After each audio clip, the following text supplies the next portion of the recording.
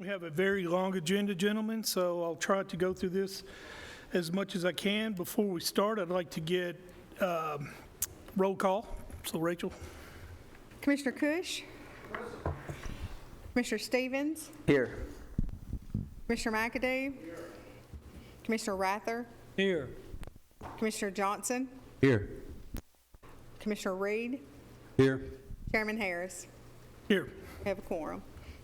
All right, two things. Number one, in the months of June and July, we had 17 deaths and 8 suicides.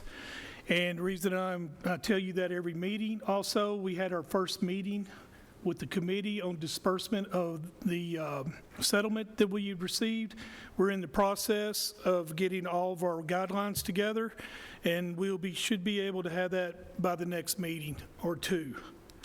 Let's move on. On the first thing on our agenda, approve the minutes. Vice Chair Pettis-Reed.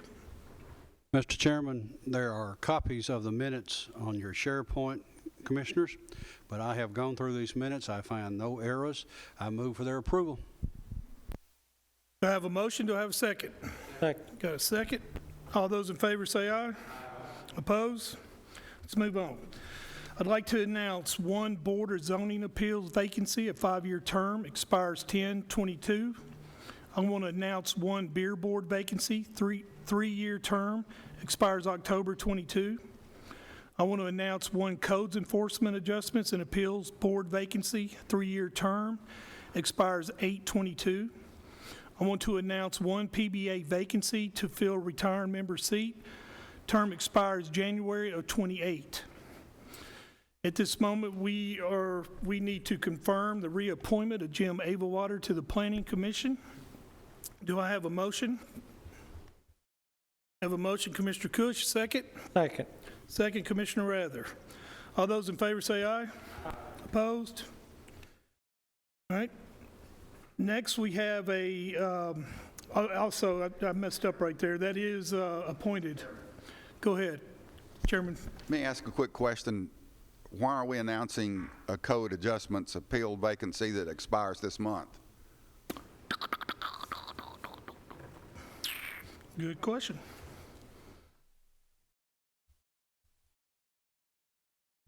And a BZA that expires in October? Well, the reason is because we didn't have a July meeting. So that's why it's behind right here. But we had to announce and we had to get 30 days.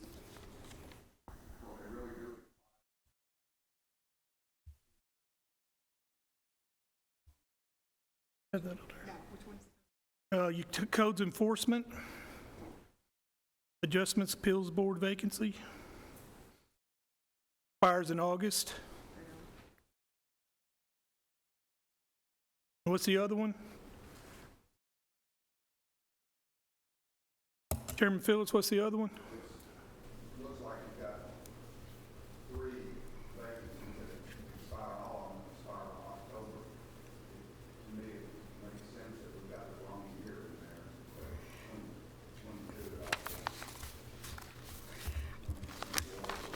there. 22 Codes Enforcement, Joe Machado's term expires September of 22. So that was the announcement. And the other one you were asking about was Board of Zoning Appeals. Jerry Sartan, his expires October of 22. And so they'll submit their applications. I guess my question is, if you fill the one that expires in August, you can't even fill it until a minimum of September, correct? To me, Yes, you got to have 30 days. It'll be confirmed on the first meeting of September. What's throwing you off is we didn't have a July meeting, so this is what's the reason that we have this backlogged. So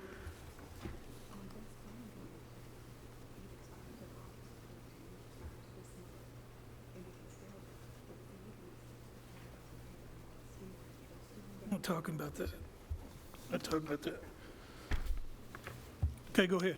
yeah, I still have a question as to how you could announce something that expires how you can announce something and fill something that expires before the next meeting is to take place.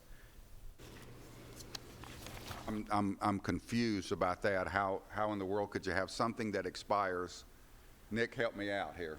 How could you have something that expires this month and you're going to fill it in? Mr. Chairman, Ms. Lieu, did you say that Mr. Machoto's term on the Codes Enforcement Adjustment and Appeals Board vacancy ends September of 2022? Did I hear you correctly say that? Which board? The Codes Enforcement Adjustments and Appeals Board. Mr. Machoto, I believe, is who you referenced. September 22. So that answers that question. Is that on the Enforcement Board? Codes Enforcement and Adjustment Appeals Board, All right, so September. then the agenda has just an error. It's a ministerial error. It should say 9/22, so that should permit the ability to announce it this meeting, and then Right. we'll have applications at the next steering committee meeting for then confirmation at the September commission meeting before the term expires on that one. So that takes care of that one. And then on the other three, Mr. Phillips, that it says on the BZA, the Beer Board, I guess those two, that says that they expire October 2022. Is that right, Ms. Lieu? Yes. So I guess theoretically, this is getting run a month earlier, but I don't think there's anything prohibiting us from starting the process now. If we wanted to do so and get them confirmed in September, they wouldn't be able to start until after the October terms are expired. So there's nothing prohibiting us from moving forward now on those. Is that helpful? So the process, if something expires in October, we can fill it in September, but then we'll have to announce it again the next month. well, sorry, go ahead. It was the one you're talking about, codes enforcement, it was the date should have been 9/22 instead of 8/22. So we announce it now, and we in the September meeting, we'll confirm. Okay. Then the other one is Planning Commission, and we just approved that one. So all the other ones are October, so we announce now, we pick in September, and he'll serve in October. Yeah, but the Planning Commission, I'm just trying to get this straight in my head, and it doesn't make any sense. See, the PBA and the Planning Commission, both are 4-year terms. And what we're announcing is a vacancy that expires almost before you can fill it. Oh, I see. So Which one?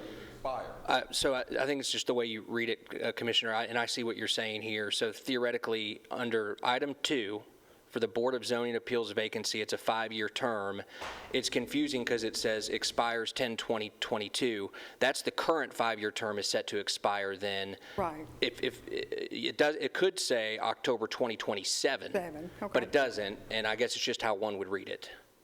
So that, on item 2, the current person's term for that vacancy goes through October of 2022.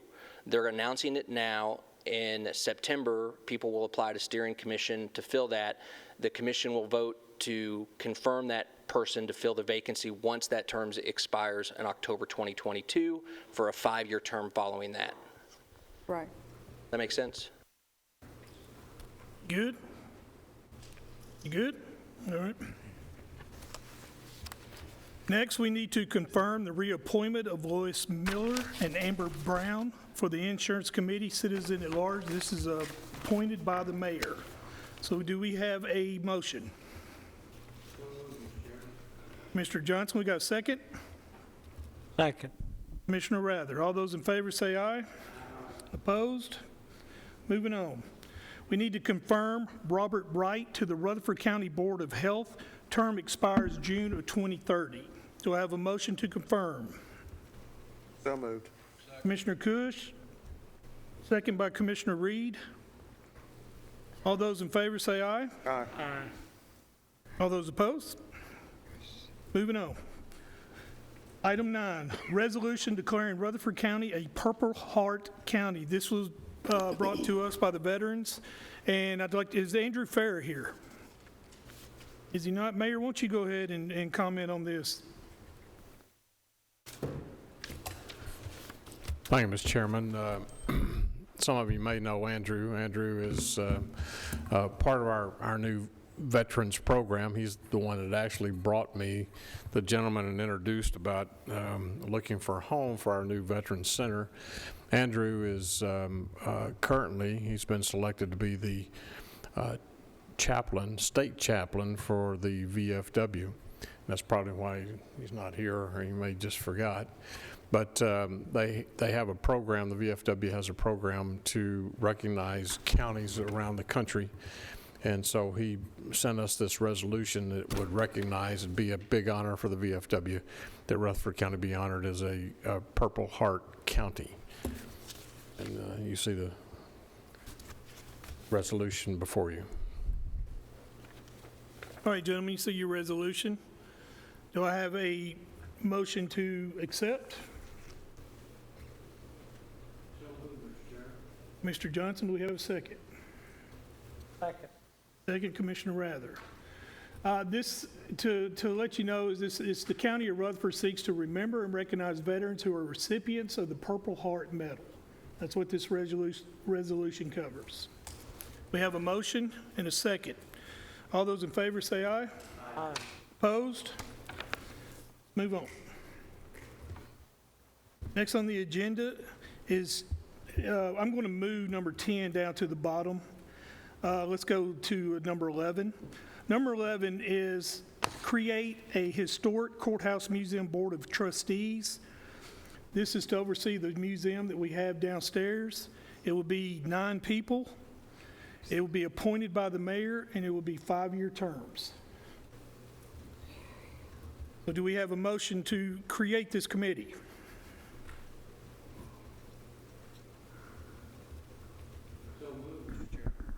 Commissioner Johnson, do we have a second? Second. Second, Commissioner Cush. All those in favor say aye. Mr. Chairman, I got a question on this. Sorry, go ahead. Creating this board, I think we got a historical board, don't we? Go ahead, Mayor. The Rutherford County Historical Board meets at their location down on what street? Academy. Chairman Reed is the current president of that historical board. This would be made up of folks throughout the whole county and from all different segments, not just the historical board, but that's a separate 501c3. Is that correct? What this board would do would not direct your department, or excuse me, your committee. They would come to you, but basically they would be working with the different families, looking for items to bring into the museum and display them, similar to what Dr. Donated. Help me, guys. West, Who? Dr. West? No. Who donated all the furniture downstairs? Greg? Dr. Taubert donated a lot of that furniture from his personal collection. So this group, and of course we've got Mary Watkins. She's chairman of the Rutherford County African American Society. Bill Shacklet representing the city. You've got the Smyrna historian. You've got Rutherford County historian Greg Tucker's here. Van West. People representing the whole county of things that might be of interest to the visitors that come into our local museum. And then the next item would be those, is after you form the board. And they'll work closely with working with security, making sure that the items are properly protected, properly from not just theft or anything else, but from UV light, et cetera, that would affect those things that are donated. As Dr. West said, and upstairs on the 3rd floor here, they're preparing the empty office right off the elevator here for a new addition to the museum. You can have a 150-year-old butter churn But if that 150-year-old butter churn doesn't tell a story, then they don't need to put it in here, just because somebody wanted to donate it or put it on loan. But as Dr. West said, if that 150-year-old butter churn, Andrew Jackson ate butter out of it, then it tells a story, an historical story. So this body would oversee the items donated, put on loan for a short period of time, or anything else that would come in. Chairman McAdoo? So in other words, they will report to us and not to the historical committee? Yes, sir.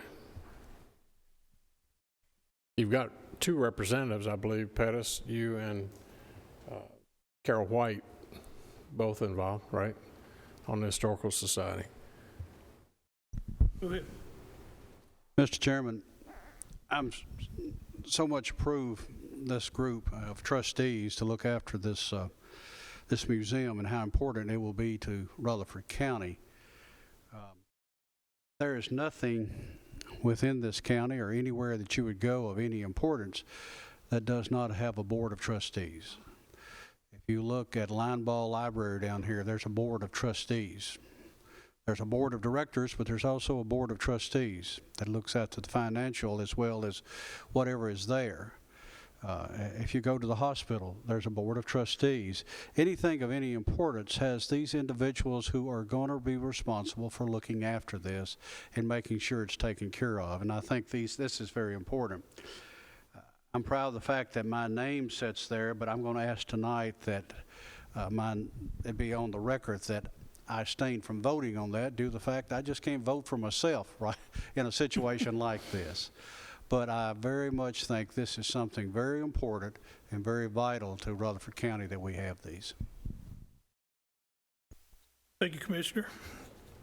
Mr. Tucker, would you like to comment on anything? You're chairman of the Historic Society. No, the county historian.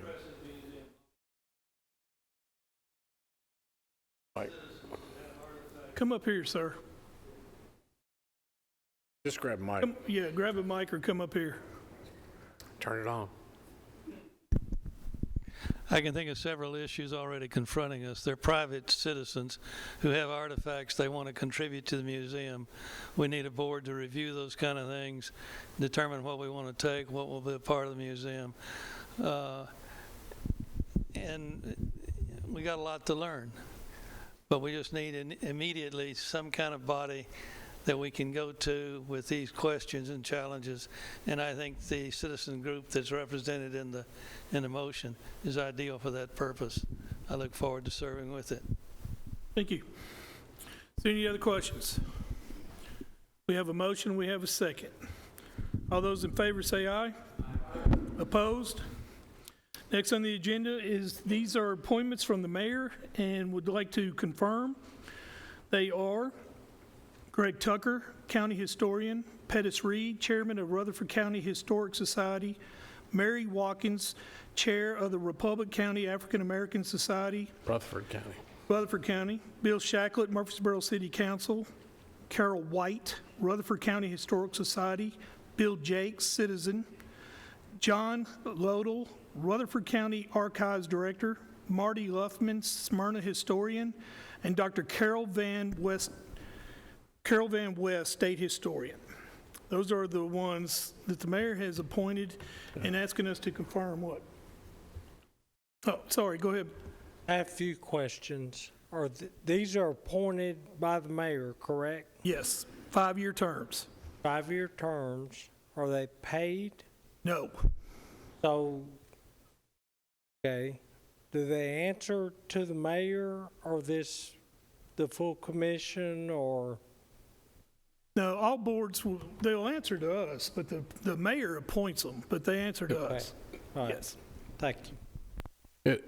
Excuse me, Mr. Chairman, if they wanted to do anything, as far as changing anything inside the museum structurally, they would have to go to Property Management Committee and then passage of the full commission. But other than that, it's just basically reviewing and making sure that they have the right things, working with the right families, bringing in the right items into the museum to show off. We don't want something made in Huntsville, Tennessee. or Huntsville, Alabama, you know. Non-compensated. Non-compensated, yes. So let me repeat, it'll be appointed by the mayor, 9 positions, non-paying, 5-year terms.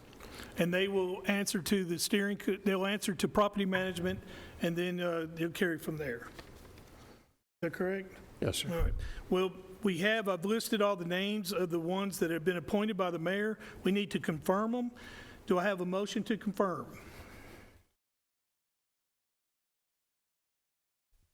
Commissioner Cush, do I have a second? Second, Commissioner Johnson. All those in favor say aye. All those opposed? Moving on. Next on the report is HR Human Resource Report, Sonya Stephenson. Come on up, Ms. Stephenson.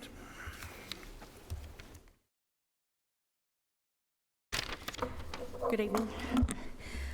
I have placed on your table the report for June and July. I'm not going to go over every single item on that, but if you have any questions, I'll be happy to stop and answer those questions.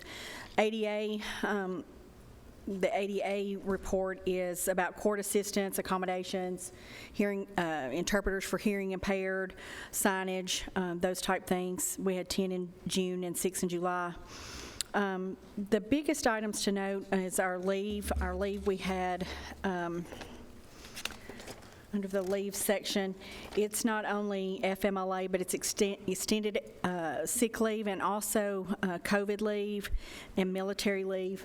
All the leaves combined, and you can see we had 103 in June and 129 in July, so we're seeing an uptick in the number of leaves that we've got coming in primarily for medical reasons. Onboarding and offboarding. The offboarding we had for the month of June, we had 29 resignations. In July, we had 28, and of those, we had 2 retirees in June and 1 in July for County General. I also do assist when requested with retirement applications for the Board of Ed, but these are County General retirees. For the onboarding and the new hires, we had, for our new hires that went through, we had 45 in June and 35 in July to come to work with the county that added into that. Recruitment was another large number. For the month of June, we received 542 applications. July, we received 654 applications. In August, and this is only August 1st, we already have 395 applications, and we've posted 27 positions. So we have 27 active positions right now. Reports and surveys, our largest number for reports is going to be our open records. In June, we had 160 open records requests, and in July, we had 196. We also did 55 background checks in July and 33 in June, and verifications of employments, we did 25 in June and 32 in July. Training opportunities. The team has been going out doing training in some of the departments. So we had 46 individuals trained on Title VI, drug-free workplace, sexual harassment, and the employee handbook. And Rebecca is going out to another department tomorrow to do additional training. So those are the highlights of my report for this last 2 months. Are there any questions? So we have, with the new budget, we had a 20% increase in some of the departments. So you're seeing a big increase in applications in those? We have an uptick. If I went on to the onboarding, let me pull that back up. I can tell you. For recruitment purposes, yeah, pretty much double. So in February, we had 236 applications, March 220, April 324, May 260, and then June we went to 542. So I guess with the conversations around the projections of what was going to be requested or recommended, we saw almost a double increase. So yes, we are receiving additional applications. Okay, and how many job openings do we have at this moment? 27. 27? And we have already in August, we have 395 applications, so. that's a pretty big number. The things have changed drastically. Yes, sir. Okay, good. Any questions? Chairman Phillips.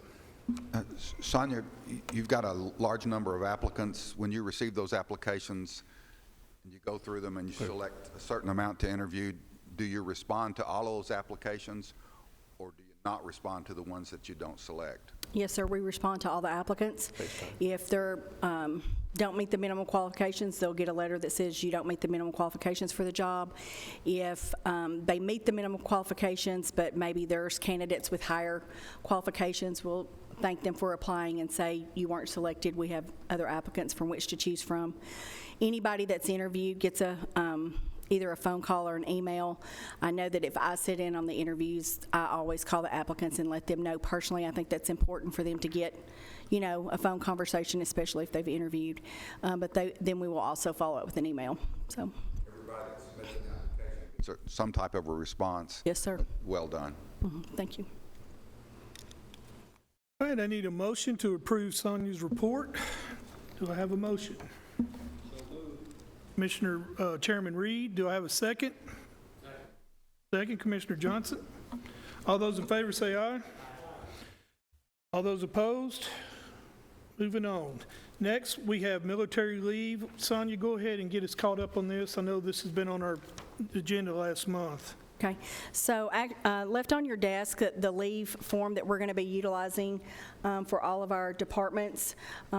We have been working on and in coordination with the county attorney's office and also with the state of Tennessee's Guard and Reserve, the other agencies who have Guard members, working with them on to make sure that our policy is either a benefit that was outlined in the law or is a greater benefit. In some cases, we may have a greater benefit. So we have been working on that. This form, the leave form, is what we need for our employees to complete to make sure that we properly pay them. There was a question brought up a couple of months ago about whether or not they could take sick leave, if they got 15 or 20 days, and it really depends on the type of leave that they're on. We spent, I shouldn't say we, Lindsay in my office spent hours reaching out to all the employees who have active military to make sure anybody who we needed to correct, we did, and now we have a database where we're keeping up with that. This form will help us to ensure that we properly pay those individuals and that we properly record that on an annual basis. And so I'm asking for your approval to utilize this form for that purpose. Mr. Johnson? This is just basically a standard form that most entities use, correct? This is actually the form that the state of Tennessee Guard and Reserve uses, and they gave us permission, even though it's a public form, to just put Rutherford County's language and header and all that. So it's the same form that they're utilizing. Well, this is not reinventing the wheel. No, sir. Motion to approve this. I have a motion to approve. Do I have a second? Second, Commissioner Rather. All those in favor say aye. Aye. Thank you, Sonya. May I ask one question or favor? Go ahead. I made a mistake and I failed to give something to put on the agenda, and it was my mistake. Chris Clark, our public safety director, had been working on his SOPs for his department. They've already come through public safety. They've already come through steering before, but there was a couple of tweaks, and those have been made with the county attorneys, and I'm just asking for permission to take this to the full commission, and it was my oversight, so I apologize for that. I have to bring this up on other business. Yes, sir. Thank you, Sonya. Thank you. Okay, next on our list is Deputy to the Mayor, job description and title discussion. This was brought to this committee by Robert Stevens in the Budget Finance. So, Commissioner Stevens, I will turn it over to you. Thank you, Mr. Chairman. It actually was brought up by someone else at Budget Committee to look at the salary for this position. We decided to leave it alone, but the Budget Committee wanted to forward the job description to Steering Committee for us to just review it. It was established about 10 years ago. I don't know that we've looked at it since. or if we even need to make any changes to it. But that's what the Budget Committee wanted us to do tonight, was just go through the job description and see if there's anything that we felt like needed to be updated with that, and if so, to forward that on to the full commission. Okay. My own personal preference, I reviewed it, would be to let the next mayor and the next commission make any changes to the job description, but I would recommend that we change the title to Chief of Staff, effective September 1st, so there's no confusion in the public as to what this job does. Everybody that hears this thinks it's the deputy mayor or the vice mayor, and it's neither of those. It's a deputy to the mayor. If it's chief of staff or chief of operations or something to that effect, I don't think people will confuse what the role of that position is. So, but that's what the purpose of Budget Committee sending it our way was, and I'll make a motion to change that title after any other discussion. Good. We have a motion. Do I have a second? Second, Commissioner Cush, Chairman Cush. Discussion? I'll start. You said that you wanted the mayor to make changes. Why would we not have the steering committee make these changes?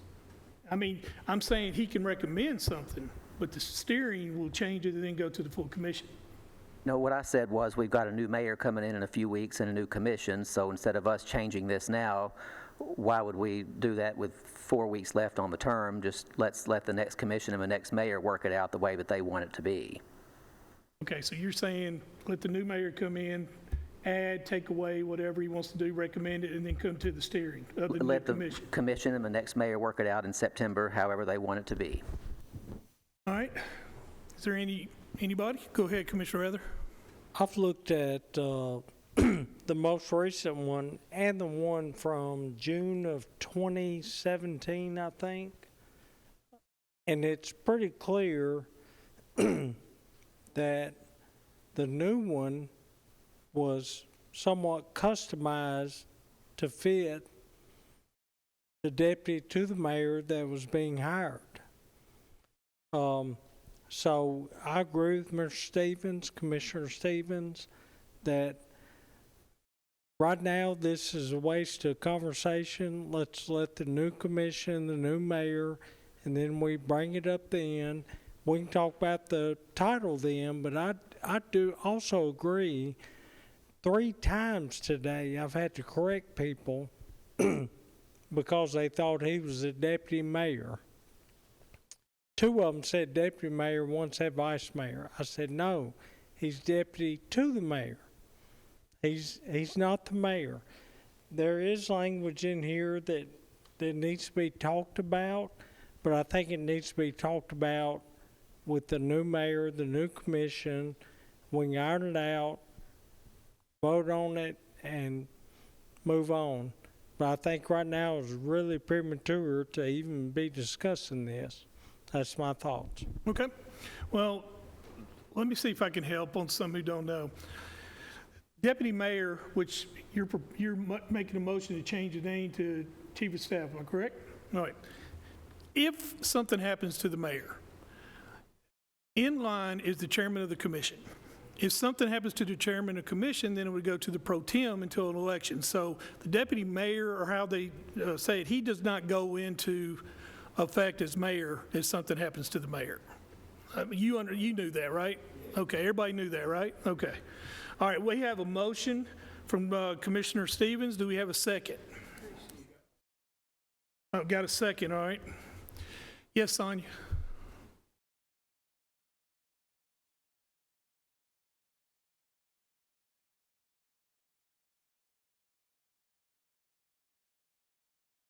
Just one thought on the chief of staff. Whenever we were creating this, and it was created in 2017, Mayor Burgess had me to pull all the titles that other governments use for their title, which is how we ended with the deputy to the mayor, because the title sometimes dictates what the responsibilities are.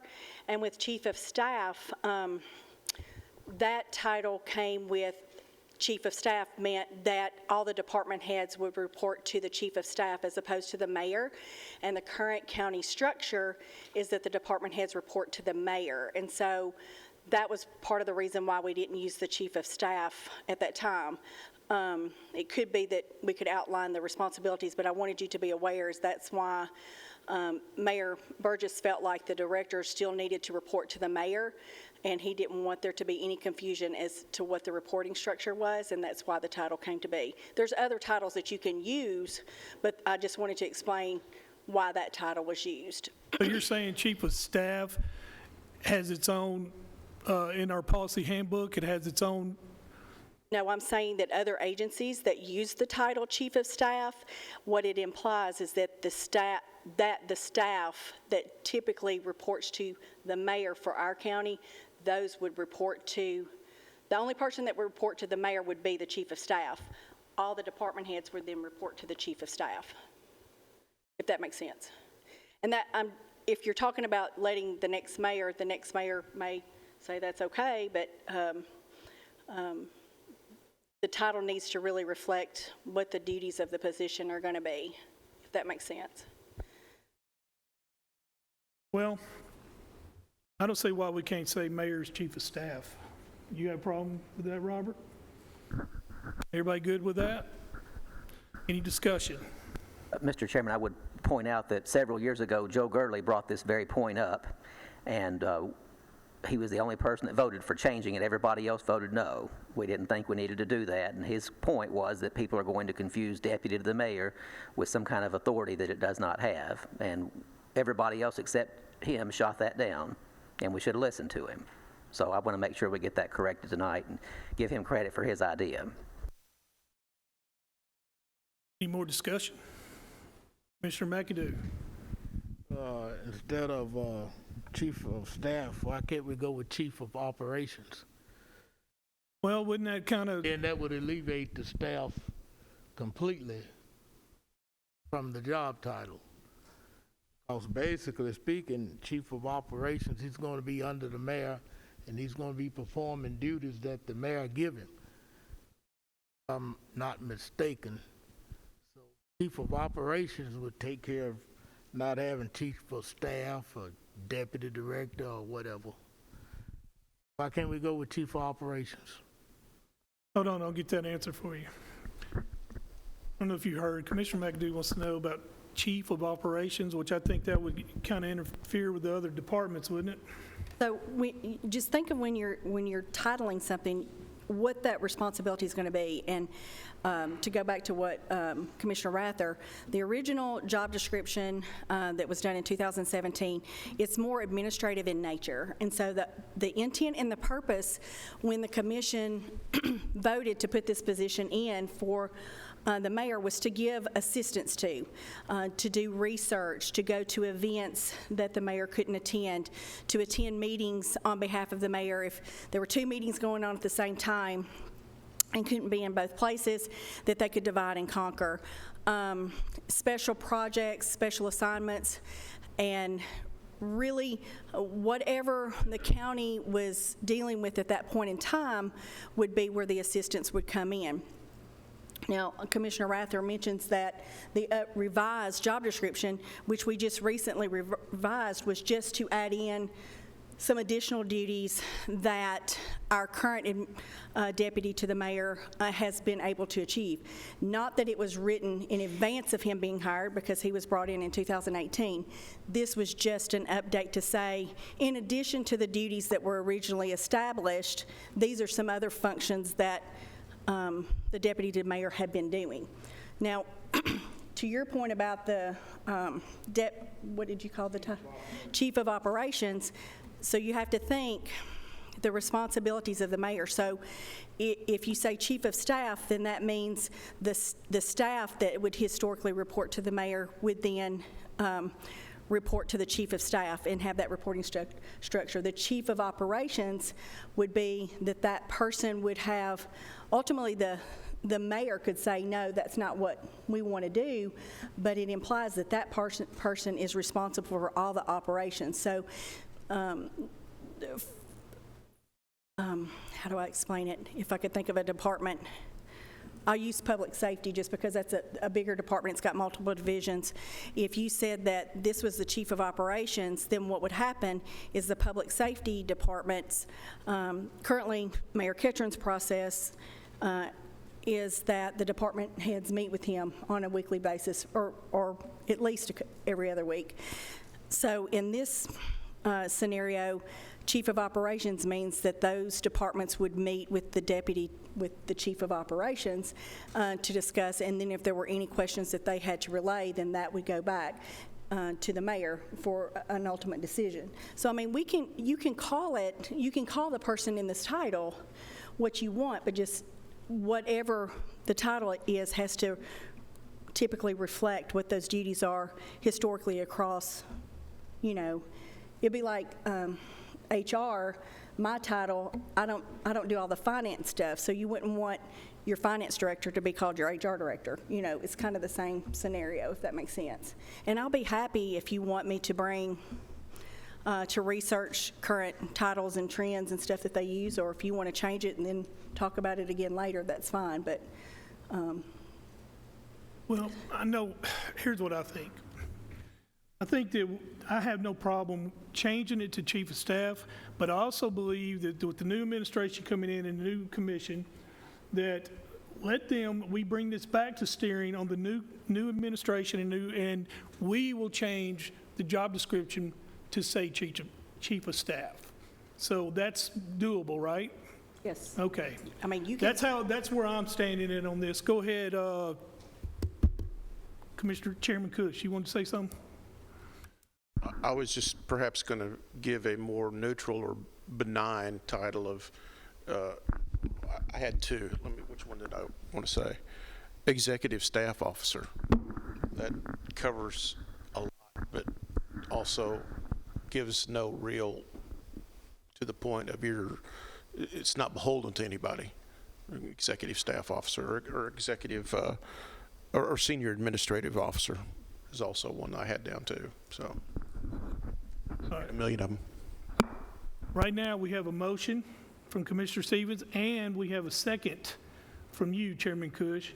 So we need to vote on that, unless you want to go with. All right. We have a motion and a second. So all those in favor, say aye. Aye. All those opposed? Noted. All right, got that? Next on the agenda is 17. First, I'm sorry, let me back up. 16, we have a litigation list, gentlemen, on your iPads of any lawsuits that we're in right now. Is there any questions on this list?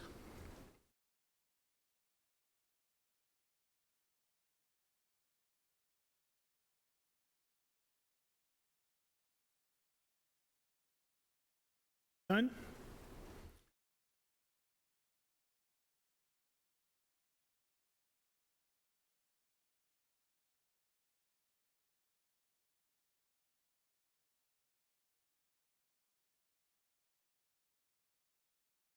All right. Since there's no questions, we're going to move on. Next on the agenda is 17. This is standard operating procedures. This is for the Circuit Court Clerk office only. This has nothing to do with the county's handbook. Her procedures have been already vetted by the county attorney. They've been approved, and we need to get them into the minutes. So what we're doing is we're just sharing these in our minutes. And is there any questions on any of these? I got a question. Go ahead, Commissioner McAdoo. While we're bringing this up tonight, these descriptions from the Circuit Court Clerk, why hadn't we brought it up any time in the past? Is it going to be an annual update to us, or what? Well, I'll tell you what. Why are we bringing it up tonight? Is that a question? I'm sorry. You might want to ask Ms. Harrell. I'm not sure Ms. I know Harrell, the answer to won't that. you come up, please?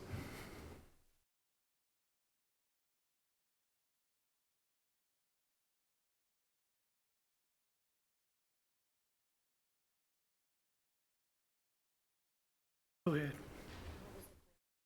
He's asking, is this something that we had to bring up every year, or is this just a courtesy? We just updated our standard operation procedures, so we had to get it viewed by the lawyer, our county attorney. So we had just done that, and we brought them all up to get it up to par.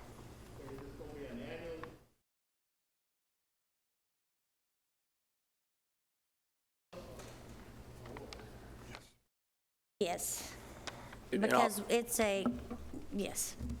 If I may just add on to that, Ms. Harrell. So generally, by statute, your elected officials are permitted to have certain policies, and if they're also allowed to do other things that maybe the county government doesn't have in their handbook.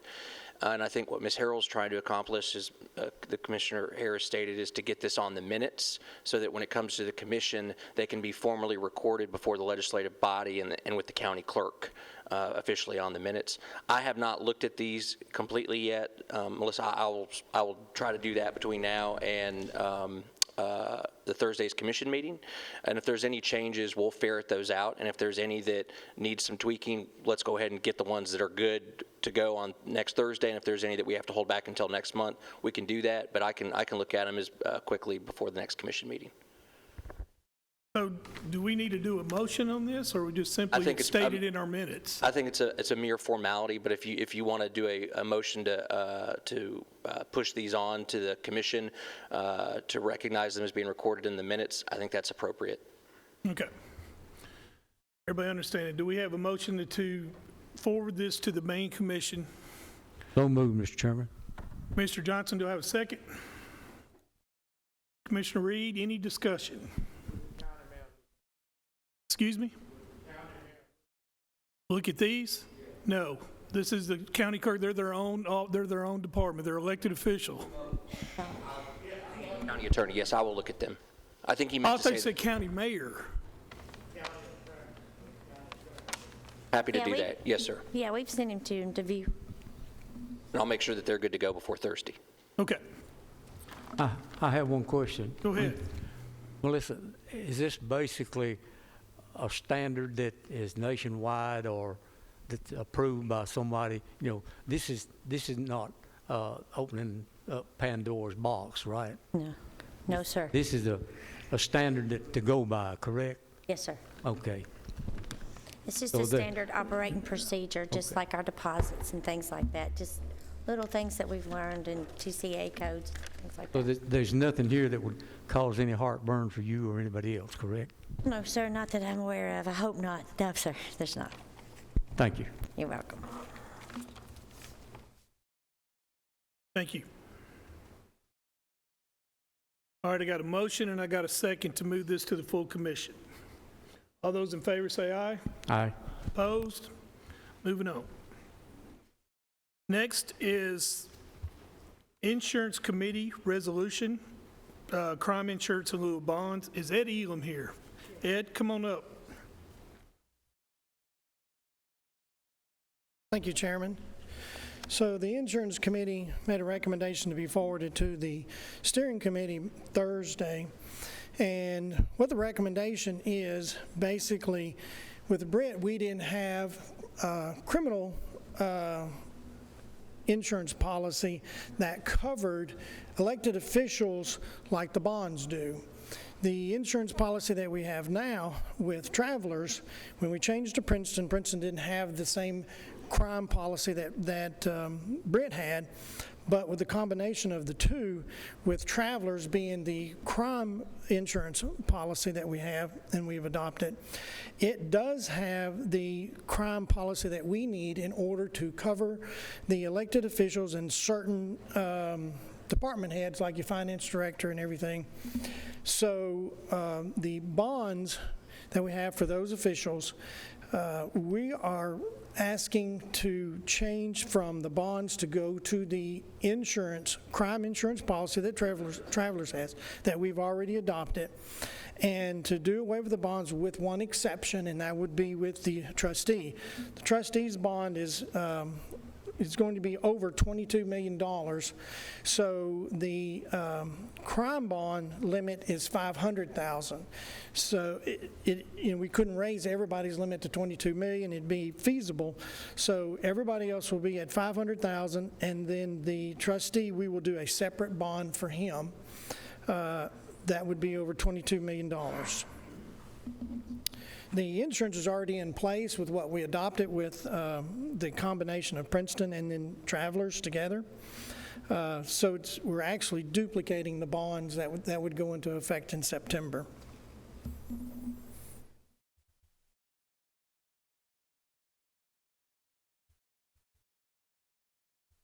Any questions? So Do we have a motion to approve this committee resolution for crime insurance in lieu of bonds? We have a motion. Motion to approve, Mr. Chairman. Mr. Johnson, Second. second by Chairman Reed. Let's go ahead and go roll call on this, please. Thank you, Ed.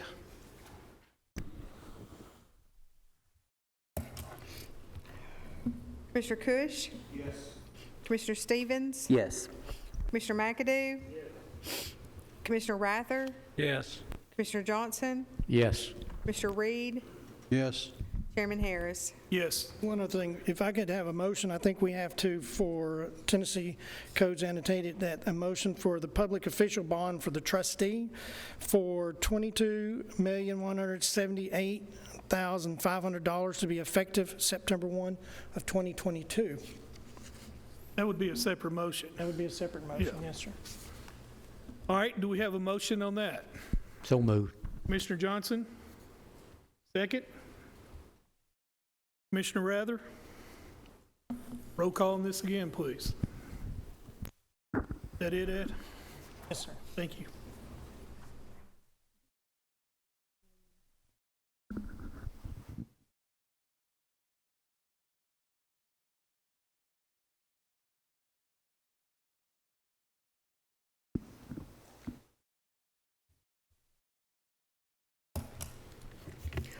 Commissioner Cush? Yes. Commissioner Stevens? Yes. Commissioner McAdoo? Commissioner Rather? Yes. Commissioner Johnson? Yes. Commissioner Reed? Yes. Chairman Harris? Yes. Motion passes. All right, moving on. We're going to go back to agenda item 10, confirm 4 vacancies for the Juvenile Detention Board. We have several applications for this, so I want to tell all the applicants to give them an opportunity to come up, introduce themselves, tell them why they think they're qualified, and you have 3 minutes. We have a lot of people, so we're going to limit to 3 minutes, and then take questions from the committee. So we're going to go in this order. And tell me if you're here, come up. Angela Ford. Okay, moving on. Angela Estevanich? No? Anita Herron? Come on up, please.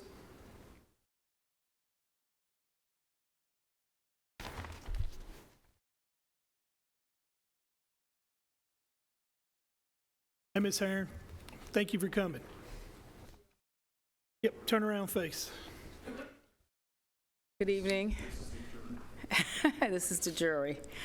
Good evening, I'm Anita Herron, and one of the things I am truly excited about is having this commission and this coalition. I started my career in New York and working in the industrial, and it was a governor appointment working on their juvenile task force. So I started with that. I've been very passionate, and most of my work has been across the board in working with juvenile delinquency, working on the foster care review board, and doing everything that would enhance and empower the youth of our community. Particularly, most of my work has been in Davidson County, in the military, and now these same skills can be transferred here in Rutherford County. I come with a vast amount of experience, and just hope that I can fill the spot and do what it is that is needed for this appointment. Thank you. Is there any questions? Any questions? I'm sorry. I do. I have one, ma'am. This is this board that was created by this committee, which, in my opinion, is very important. And there will be a lot of scrutiny going with this. Is that something that you will be able to handle? I think I have thick skin. I spent 22 years in the military, and I don't think then as a Army officer. So it comes with being, and top of being having thick skin, but definitely being neutral and being able to be objective in a lot of manners. And it definitely will come with scrutiny, but it also comes with the challenge of knowing and making sure that you do what is best for the youth and for the families, as well as being objective. Thank you. For all the applicants, just a second. For all the applicants in there, this question will be given to all y'all, so please answer that when you come up. So just answer it. Thank you, Ms. Huddle. Chairman, go ahead. One quick question. What do you see as your responsibility and role as a member of this new commission? What is your job? I think the biggest thing is accountability and checks and balances, and making sure that according to what is needed, what is required legally, as well as what is functional within the juvenile justice system, making sure that the added benefits are in place, the infrastructures that are needed are there, the personnel that is the best fit is in place, and as well as just making sure that I'm a third eye to the things that sometimes get unseen. And so that's what I think the biggest role, my role and position would be. Any other questions? Herron, Herron. Very good. All right, thank you.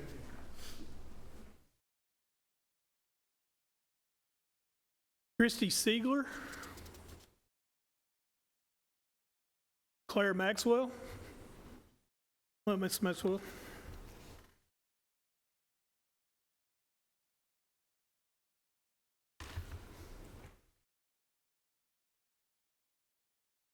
My name is Claire Maxwell. I was born and raised in this county, and I remember reading in the paper a couple of years ago and seeing the articles and seeing us really get dragged through the mud. And I love this county, and I know we can do better. And when I read that we were forming this Judicial Oversight Board, I was thrilled, and it intrigued me.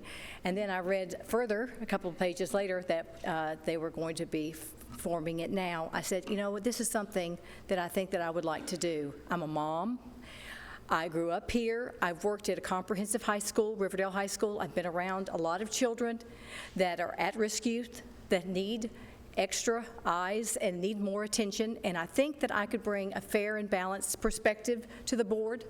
I think as being a mom and being an average citizen that has been around these children, I've even brought them into my home, I think I could bring an extra set of eyes and help us with being fair and equitable with these kids, because that's what we need.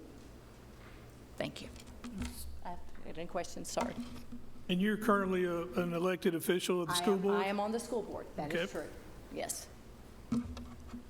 Any questions? Commissioner Johnson?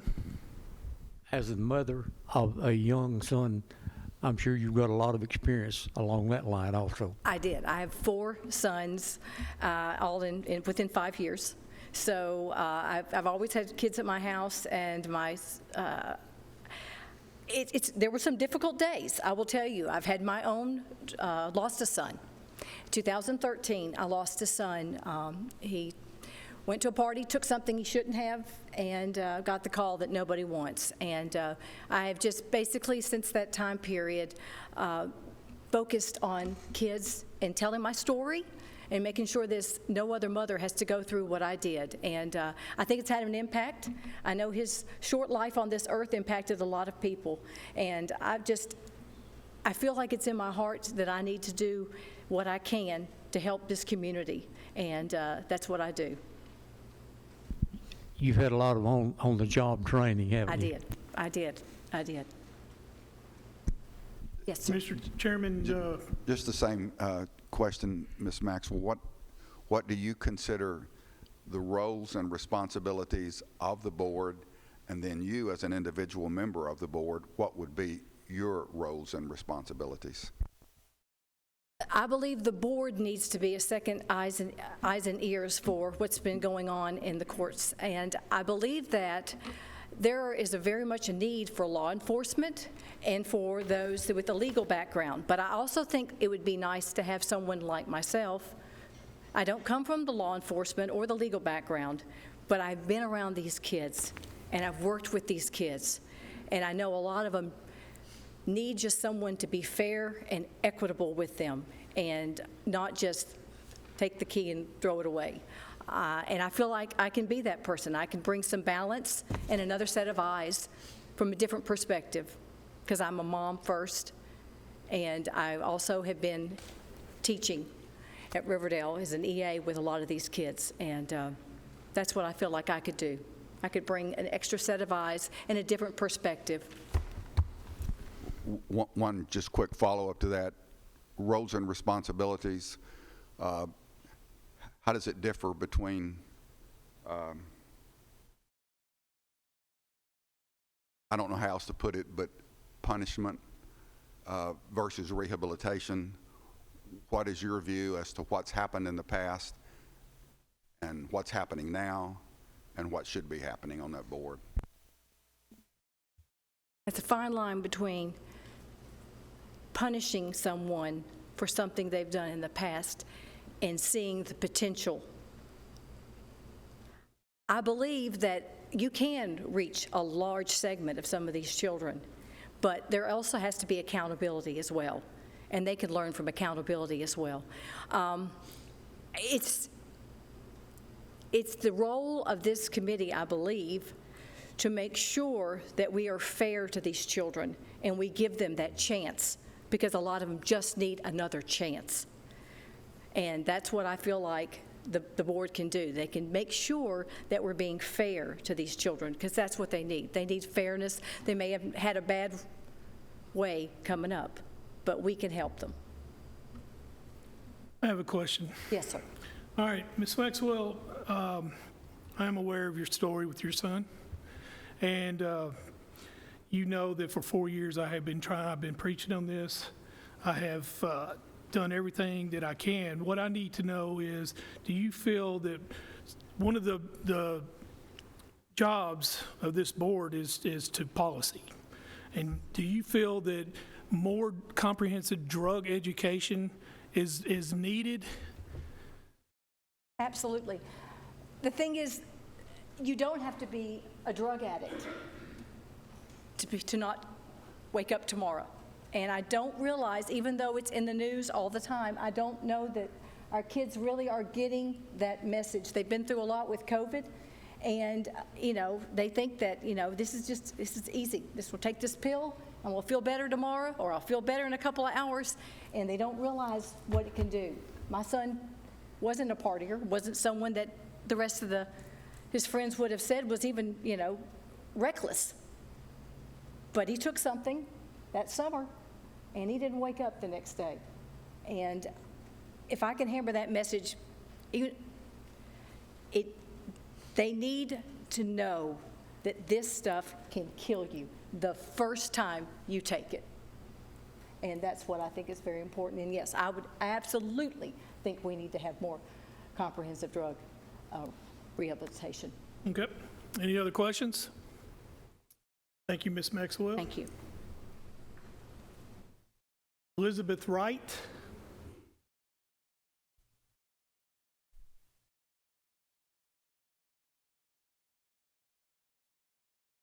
Thank you, Ms. Wright.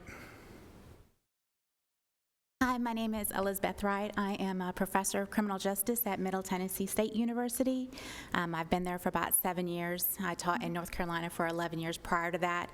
All the while, I've taught juvenile justice to students. I come from a background of working in the juvenile justice system in Wisconsin, hence my probably different accent. I worked with boys and girls who are incarcerated.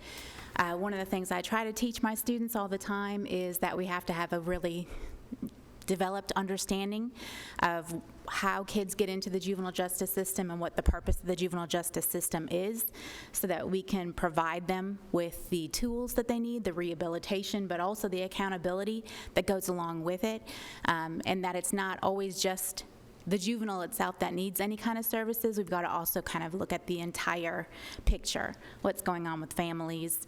I think that that's something that I could bring to the board, is just a lot of information about some of the current trends in juvenile justice, the way that things are moving, what seems to be a best practice in other detention facilities and juvenile justice systems across the United States, but in particular with Tennessee. I've been privileged to have some of the state of Tennessee individuals come and speak to my students about what's going on in Tennessee. And so I think that being on this board would just also be a great way for me to give back to the community and give to my students so that they can be better servers to Tennessee themselves when they do enter the field of juvenile justice. Questions?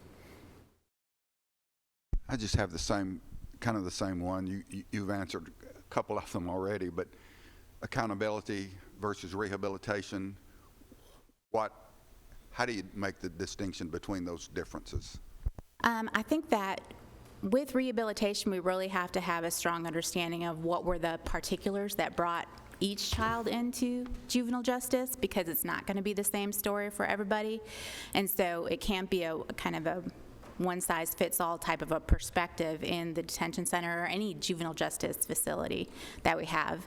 At the same time, they have to know that when they cross that line, that there can be assistance, but there also has to be that that accountability layer, that this is what's going to continue to happen unless you're going to work with us to get you on that path. That's going to be a better path for you down the road. Other questions? Thank you, Ms. Wright. Larry Jernigan.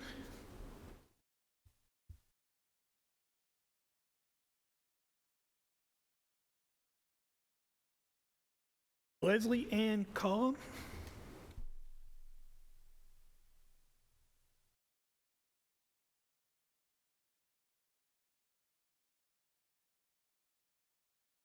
Good evening. My name is Leslie Collum. I think I know several of the commissioners here, and I've got to tell you, this has been an opportunity for me to see old friends in this group of applicants and some new friends, and you have a lot of talent here. You have a lot of people that could do an excellent job. I think I'm speaking for all the applicants when I say I'd like to do this so that we can restore the public's trust in the Juvenile Detention Center. I think that's the critical need, and I think we have to balance protecting the public from young people who are violent, as well as making sure that when a young person is in detention, that the services they receive will hopefully keep them from becoming a defendant in the adult criminal justice system. I'm happy to answer any questions. So you were assistant district attorney? Yes, sir. And you retired? I did. You did? Thank you for your service. Commissioner Phillips? I'm going to go ahead and come to you every time, so just go ahead and be ready. She anticipated the question and has already answered it. Actually, I brought a copy of the private act that was passed by the legislature, and it would appear that the board shall have charge, supervision, and control of the Juvenile Detention Center in all of its departments, the juvenile inmates, and the selection of a director of the Juvenile Detention Center. Any questions? Thank you, Ms. McCollum. Lisa Brown.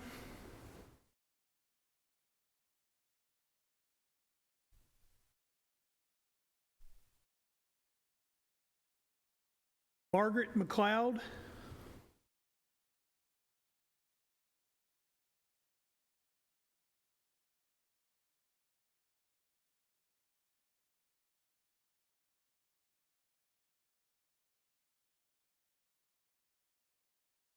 Good evening. My name is Margaret Angeline McLeod. Most of you that I've worked with before would know me as Angel. Nobody knows me as Margaret. I have been following the story, I guess, for the detention center since it came out, like everybody has. To kind of give you a little bit of my background, I graduated from MTSU in 1991. Have lived in Rutherford County since then. I started my career at Rutherford County Youth Services in this county, working for David Lowry at that time, Judge David Lowry. Stayed there for a little over 16 years. During that time, I was a probation officer. Well, I started as secretary, actually. Moved to probation officer, assistant director, and director. Also, during that time, we opened the detention center.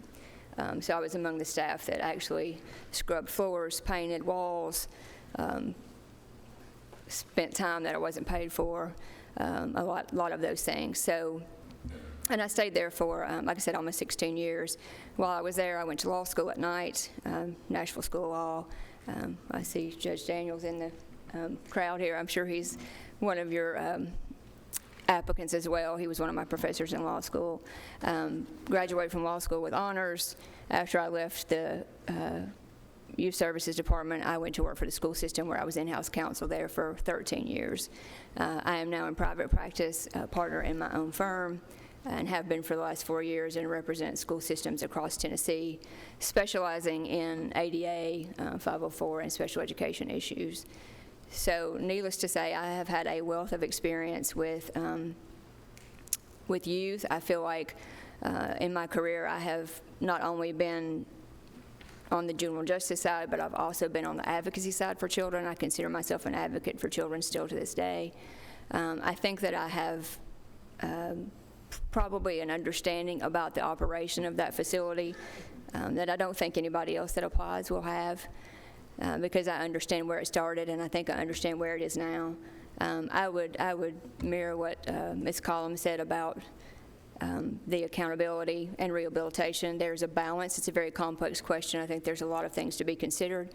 You have to look at the child's background, the circumstances they come from, what offense they're charged with, what criminal history they have.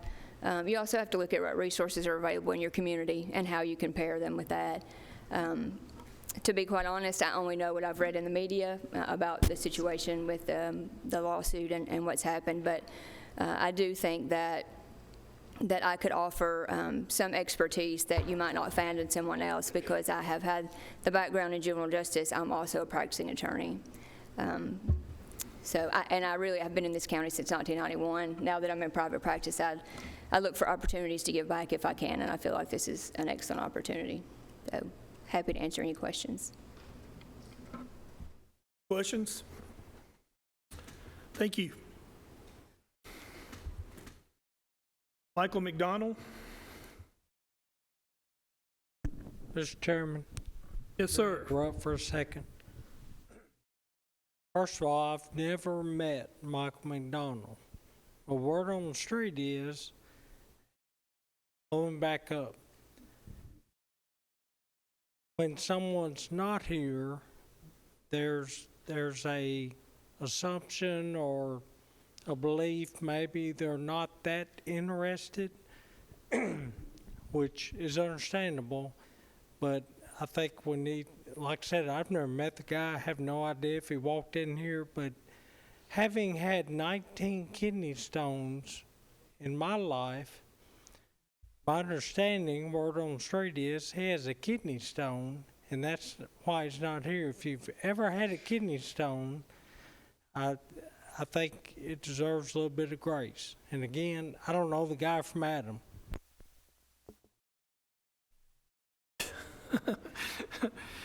Well, gentlemen, I don't have to inform this committee that if someone doesn't come, we still look at their application. We still study that. It's one of the things we want to hear from people. But we've all looked at these applications and looked at them and see them, and we wanted to see their presentation. And yes, I understand Mr. McDonald had a kidney stone. So thank you, Commissioner Rather. Here we go. Olivia Aschenbacher. I hope I hit that. What?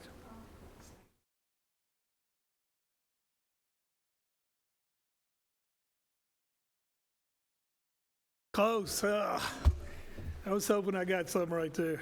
Good evening. My name is Olivia Ann Aschbacher, and I am retired from the Department of Children's Services. I worked with the department for 17 years as a supervisor in foster care. I spent many, many, many, many, many hours sitting in juvenile courts across Middle Tennessee. And I have seen much of the good, the bad, and the ugly that comes along with dealing with the Department of Children's Services, and many times with our juvenile justice youth. I have been in and out of several detention centers across the state because one of my extra responsibilities while working with the state was to go to different counties and review some of their caseloads. So I had an opportunity not only to visit our detention centers, but also our youth development centers. Unfortunately, they are a necessary evil, and as many of the previous applicants have stated, I do agree and understand that there must be consequences, but there also has to be the appropriate services. And I have seen with my own eyes through visiting many of our detention centers that not only do we not have enough staff, we don't have enough qualified staff, and we don't have enough services to meet the needs of our youth. And even though it's a cliche that the youth is our future, they are. And if we don't help these children and their families, because if we don't get the families involved, I think we lose the youth too. And many times the courts don't involve the families. They just see the youth and what they've done and go forward from there. So I think that there's a need for extra eyes on the youth centers and a need for more oversight than we've had. I've read in the paper what has been going on here. I don't have any personal knowledge of it, but I have been in the juvenile court here on a few occasions, and I can see that sometimes it's been used as more punishment than rehabilitation, and I think that if we continue in that mode, that we will lose a lot of youth that could be a benefit to our society. Questions? Thank you, ma'am. All right. Steve Daniel.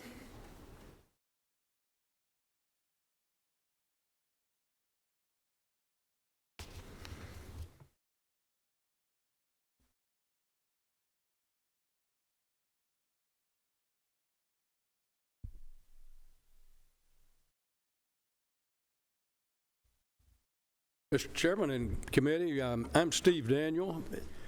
A little bit of background, I know most of you, I think, but I served 24 years as circuit judge here.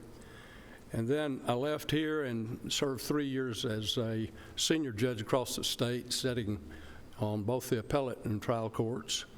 And then I spent 3 years also as chief disciplinary counsel for the Court of the Judiciary and in charge of ethics violations of judges, all judges in Tennessee. So that's a little bit about my background. But in addition to that, I have a passion for service, and that's why I applied for this. And I'm proud of my student. I can't tell you how proud I am when I go somewhere and have some of my former students who are stepping up and being part of the process for change. And Dr. Elizabeth Wright over here, she and I serve on the board of the Doors of Hope, and I want to invite you tomorrow at 11 o'clock. Doors of Hope has raised $1 million, and we bought Dr. Talbert's property on Bell Street. Tomorrow we will open a drug rehabilitation center, lockdown 28-day program for clients who are women trying to break the cycle of addiction. And most of those people do not have the ability to have insurance, and so this will be without cost. And we will try to save lives there. So if you have time, come by and see that. So I would have to say to you have outstanding applicants, and several of them have demonstrated that they have a passion for doing this. Now, the reason I put in for this is I thought maybe with my experience in the judiciary all those years, I could be of some benefit in evaluating the policies and procedures of a detention center to make sure they met due process standards and to ensure that the procedures were in place to protect both the citizens and the people who are there. I don't think that the board will be in a position to circumvent what the judges say, but they can implement the policies that would make a difference to the children and the people who are in that custody.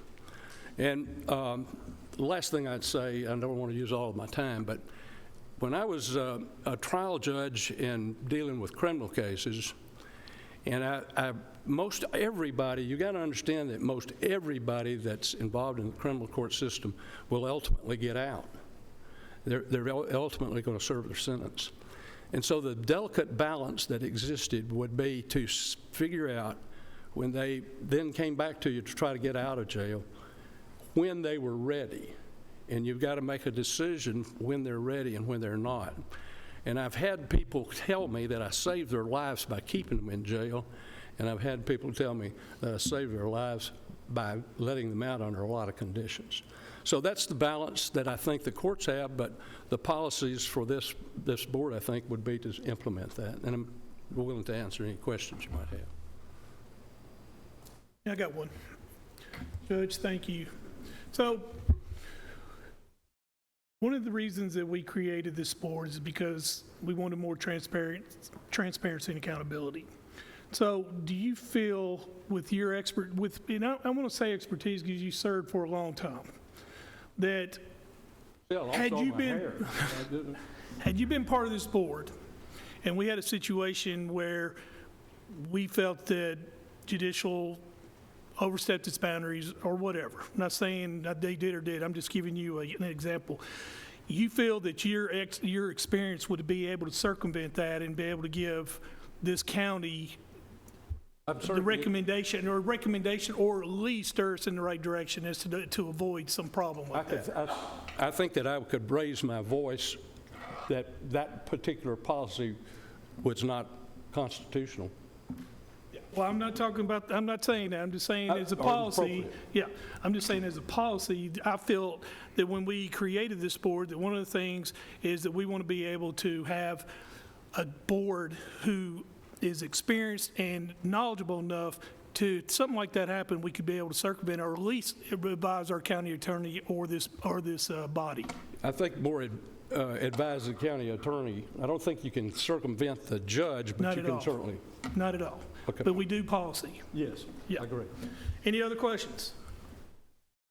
All right, thank you, sir. Thomas Hartley.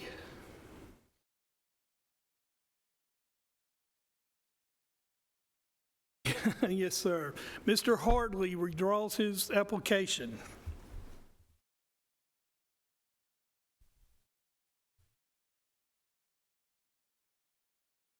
Violet Wingo.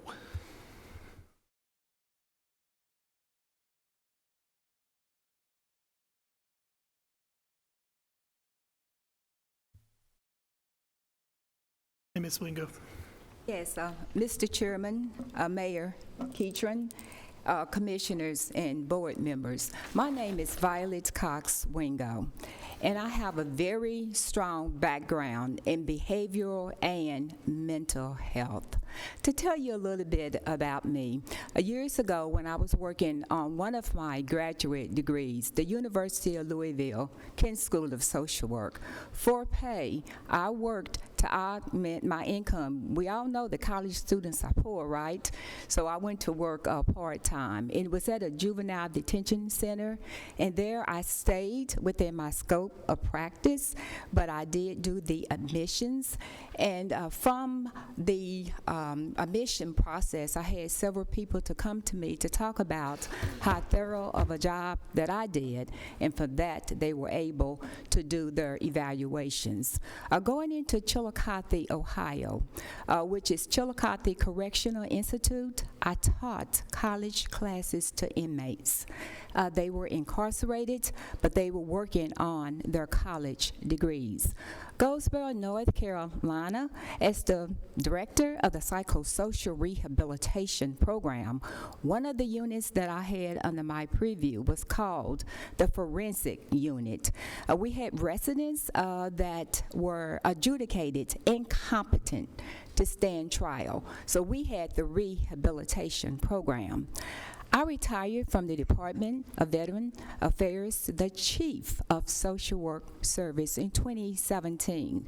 In 2019, I started to work as a full-time lecturer for Middle Tennessee State University, and I am a lecturer and a professor in the College of Social Work. Two of the courses that I teach are Human Behavior in the Social Environment 1 and 2. In part 1, we deal with infancy up to adolescence, which is 21 years of age. In those courses, we talk about the social environment. We look at the pathology that exists in families and individuals and look at those psychosocial issues. In part 2, we go from middle adulthood all the way up to geriatrics. Once again, we're looking at the pathology, also the social environment. And from these experiences, I believe that I have the knowledge and the skills to be of value to the committee. I believe in the inherent right and dignity of all individuals. That's one of the social work principles. I am a licensed clinical social worker, and I am a board diplomat in clinical social work. And I have worked with individuals, and when I read about the board, there was a passion within me to get involved. I'm not one to go out and just join organizations. When I join organizations, I join because I think that there is value that I can bring. So that's one of the reasons why I put my name in to be of consideration. Thank you. Is there any questions? Thank you so much. Just that one quick follow-up. We've talked about usually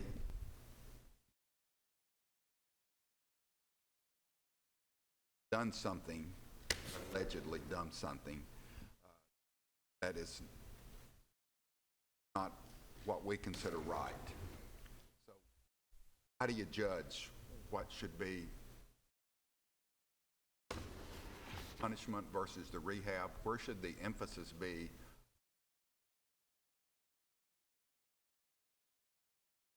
First of all, when you start to do research on punishment, punishment doesn't work. What punishment does, it may extinguish behavior for a little while. I believe in rehabilitation and working with individuals and understanding the pathology. That's where I come in. In other words, when we start to look at the social environment, when we look at individuals, we must understand the neighborhoods that they came from and also something about the family. When you get into rehabilitation, you need to be able to meet the person where they are. Surely you hold that person accountable, but you make sure that you have the resources available in order to do rehabilitation. As far as what's going on, what have happened in the past, I've read it in the paper, but one of the things that I focus on is protocol, practices, procedures, and knowing something about the law. I'm not going to say I know all about the juvenile laws, but I know enough to ask intelligent questions respectfully. And so when I talk about rehabilitation, I believe in rehabilitation for all. Any other questions? Thank you, Ms. Wingo. Okay, thank you.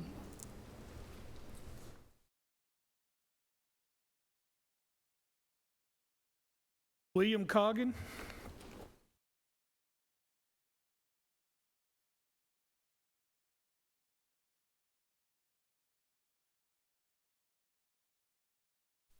Good evening.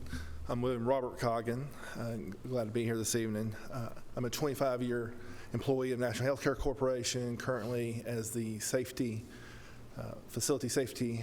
Director of Facility Safety Services for the company, which assists our administrators in ensuring compliance with state and federal regulations.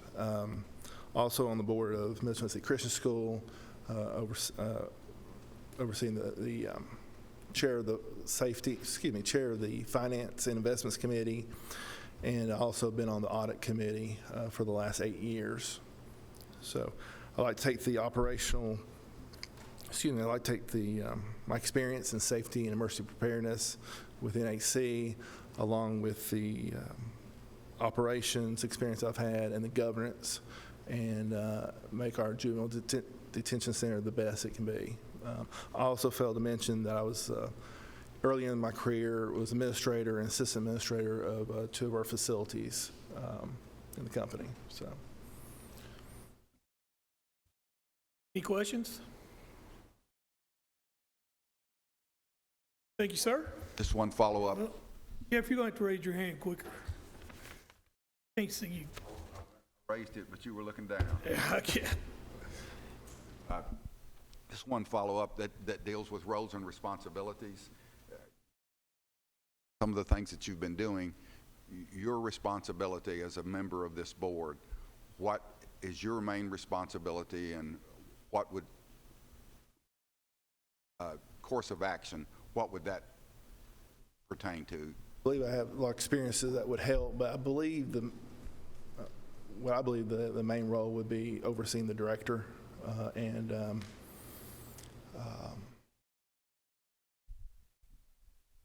giving guidance, but she would run the detention center, the day to day, and the board would oversee that position.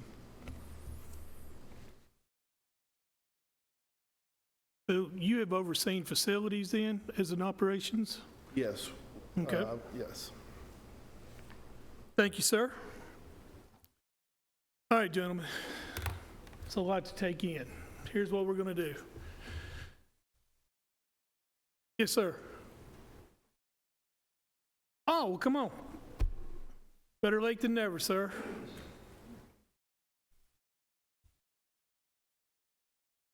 Thought you were sick. I think I've recovered. Okay. I've been nursing a kidney stone today, so please forgive me. My name is Michael McDonald. I'm originally from Huntsville, Alabama. I received my associate's degree in law enforcement from MTSU, and I also got my Bachelor of Science degree from MTSU, where I served as student body president my senior year. It's also where I began my career in law enforcement, working on the campus police department. When I left middle, I went to Southern Illinois University at Carbondale, where I got my master's in public administration with the emphasis on police administration. I did a fellowship in the office of Governor James Thompson, and as a result of that fellowship, I went to work for the Illinois Department of State Police in Chicago, Illinois, where I worked for 4 years. In that capacity, I worked with the Chicago Crime Commission, the Gang Crime Commission, the Illinois Lottery Commission, and the Illinois Horse Racing Commission. When I left Chicago, I did so with my law degree from the University of Illinois at Chicago, with emphasis on public policy and public interest law.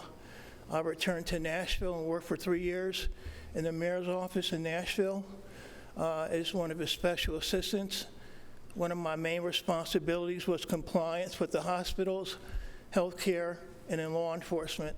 I was involved in accreditation with the metro hospitals, certificate of needs, working with the hotels and motels in terms of certificates of occupancy, and then also with the Metro Police Department in terms of accreditation, which I think is going to be one of the major issues for juvenile justice, not just in Rutherford County, but across all 95 counties. In that capacity, in the mayor's office, I was also the local grant administrator for the Regional Organized Crime Information Center, RICO.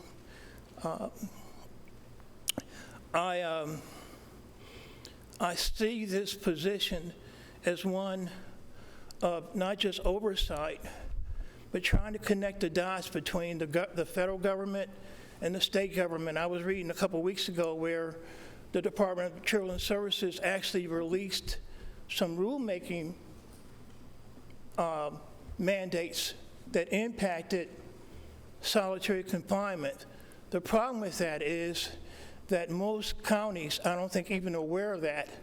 So I think this committee is going to have to be a watchdog and keeping their eye very closely on what happens in terms of regs at the state level along with the federal level. I'm open to answering any questions. Any questions? Thank you, sir. Thank you. Mr. Johnson? Yeah. All right, we're going to take a 5-minute recess. I've been doing this for 4 years. I've been oversteering for that long. I don't think I've seen this many quality applications as I've seen. I'm very impressed with the lineup. I mean, there's some really good people. I'm going to let Jeff Phillips, because me and him were talking about something. We both agree on this, and I'm going to let him speak real quick before I start getting to how we're going to do this. Go ahead, Mr. Chairman. Thank you, Chairman Harris. The commission, when we put this policies and procedures together, may have made a mistake. It's my opinion that we probably did. The board, 4 members on that board may not be enough, especially for a board starting off, especially looking at the numbers that are out here and the qualifications of those people who have applied. As a commissioner, I wouldn't know how to make a decision. It's nothing we can do about it tonight, but it would be a recommendation that I think we should keep in mind as we move forward to amend our private act at the next state legislative session to increase the board numbers from 4 to 6. I think that would be an appropriate number, and I think with what this new board has to work through, in all probability, an expanded board would benefit the public at large. So it would be my recommendation that as we move forward, that the commission move to amend the private act to change the board members from 4 to 6. And once again, that's just a suggestion as we move forward. Making a decision tonight, steering committee making a decision tonight is, you've been up here 4 years, but I've been up here 30 years. And I'm not 100% sure that I would ever have had a tougher decision to make. And the decision is not to make who to put on it, it's to who to eliminate from that board. And I wouldn't know how to do that right off the top of my head tonight. So it's a difficult decision, but it's a recommendation, I think, as we move forward to expand that board from 4 to 6 members, and maybe petition the our state legislative delegation to make that amendment next year as we move forward, so that we can add a couple more members. Johnson's going to start. Mr. Johnson?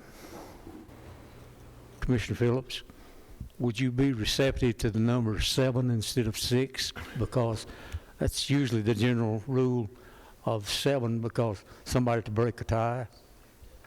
You're asking me, 7 might be appropriate. I have no idea, but I just know that with so many people interested in serving in that,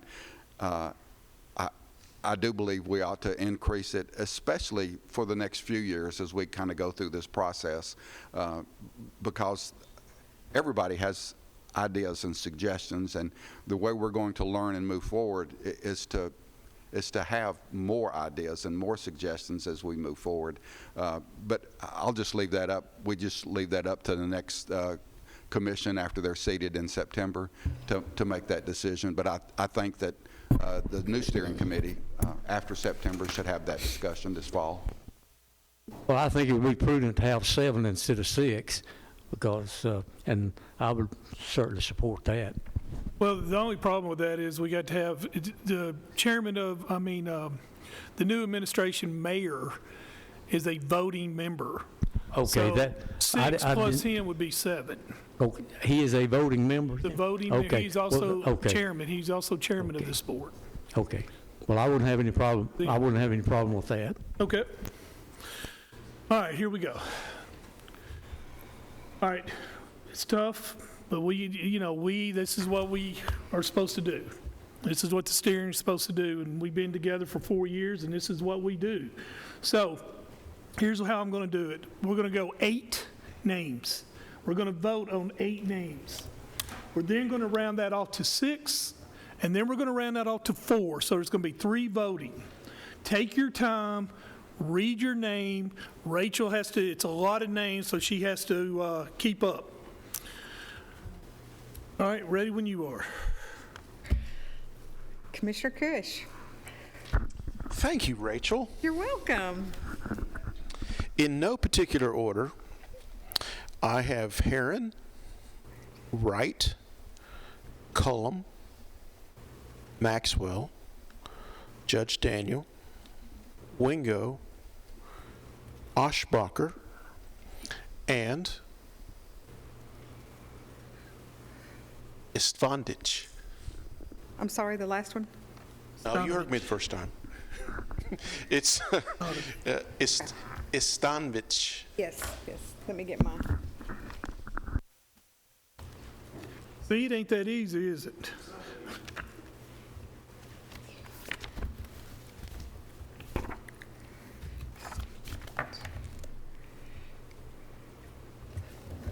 Okay, I'm going to repeat those, please. Herron, Wright, Cullum, Maxwell, Daniel, Wingo, Oshbacher, and Istanvich. Istanvich? Did I get them all? I get all of yours correct? Yes. Okay. Commissioner Stevens. Cullum, Maxwell, Herron, Daniel, Coggin, McLeod, Oshbacher, and McDonald. Cullum, Maxwell, Herron, Daniel, Coggin, McLeod, Oshbacher, and McDonald. I'm sorry. Commissioner McAdoo.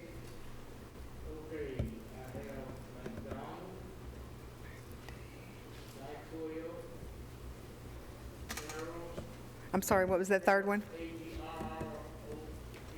Okay.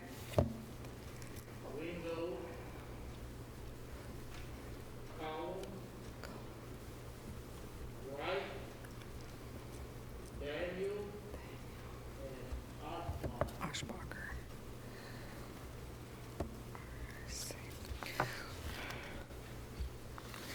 McDaniel, Maxwell, Herron, Wingo, Cullum, Wright, Daniel, Oshbacher. Commissioner Rather. McDonald, Wright, Daniels, Oshbacher, Cloud, Cullum, Maxwell, it's Angela, is Standich.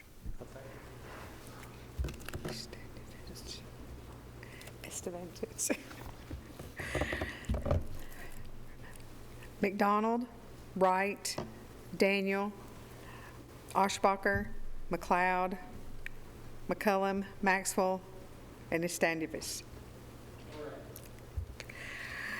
Commissioner Johnson. I'll have to spell this first one. Istvanditch. Istanvich. Okay. Maxwell,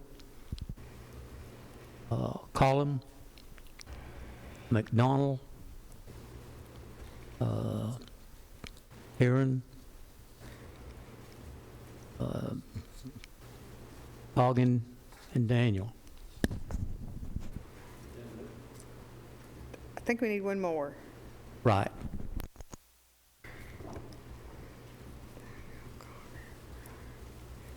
So it's Standovich, Maxwell, Cullum, McDonald, Herron, Coggan, Daniel, and Wright.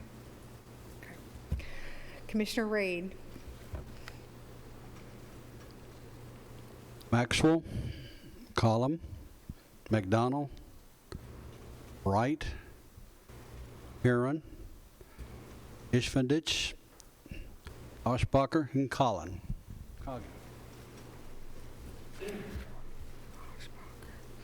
Your last one again, please. Last what? The last name you called? Coggin. Coggan. Maxwell, Cullum, McDonald, Wright, Herron, Istanjevich, Oshbacher, Coggan. Right. Chairman Harris. Istanovich, Herron, Maxwell, Cullum, McDonald, Daniel, Wingo, Coggan. Go back, you're going too fast. Okay. Istanovich, Herron, Herron, Maxwell, Cullum, okay. McDonald, Daniel, Wingo, Coggan. Standovich, Herron, Cullum, Maxwell, McDonald, Daniel, Wingo, Coggan. Yep.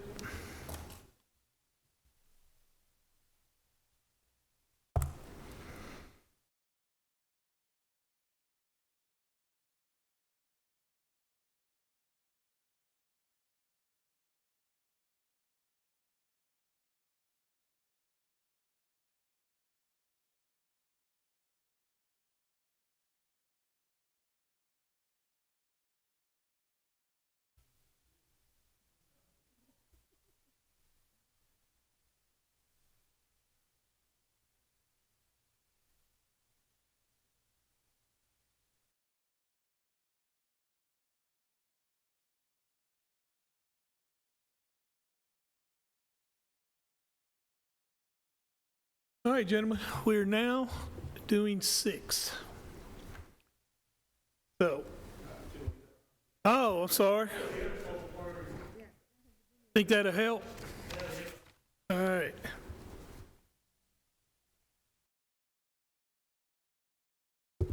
Not on my A game tonight, fellas.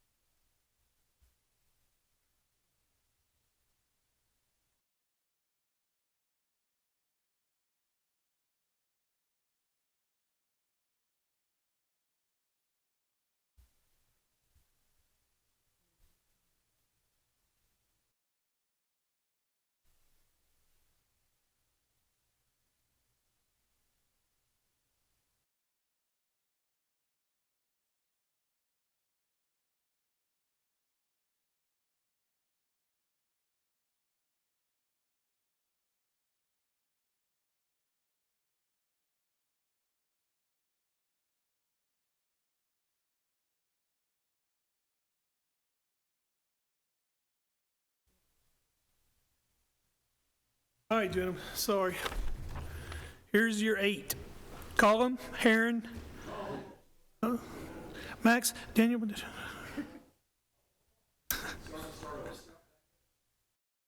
Boys, we're awful needy tonight. Here we go. Colum, Heron, Herron,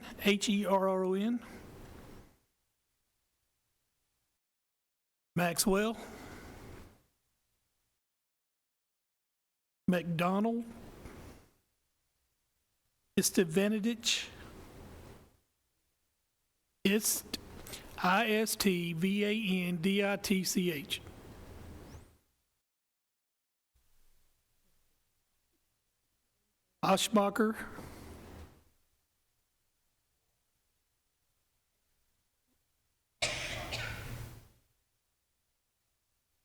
Oshbacher,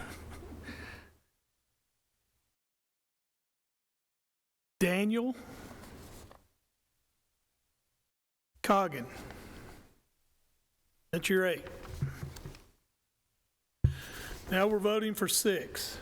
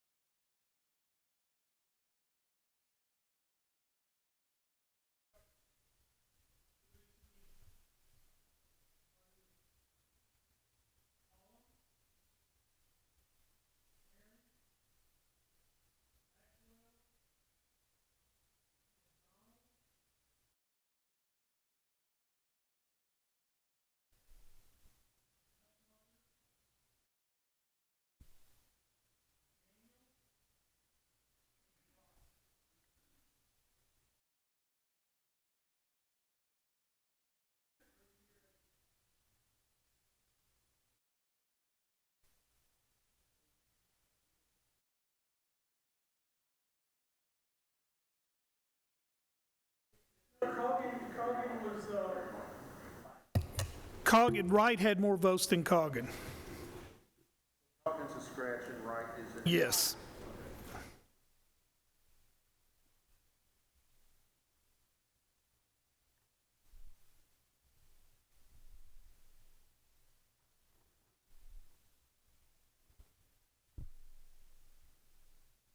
All right, now we're voting for 6.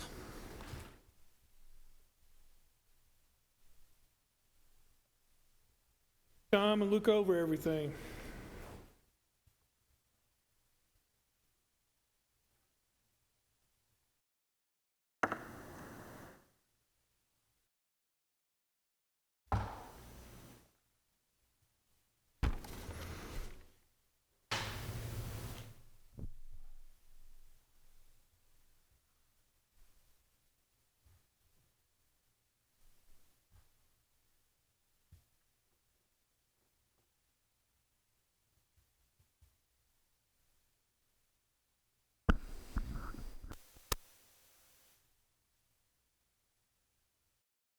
Yeah, go.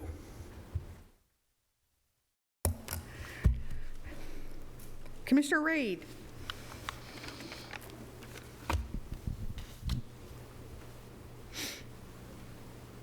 Column, Heron, Maxwell, McDonald, Istvanditch, Oshbacher. Cullum, Heron, Maxwell, McDonald, Istandovich, and Oshbacher. Yes. Commissioner Johnson. Column, Heron, Maxwell, McDonald. Tell me the first name. Istandovich. Okay. Coggin. Coggin, he was, you have to tell him. He's a scratch. Wright. Yeah. Wright took his place. She had more votes. ISTBA, Ishbacher?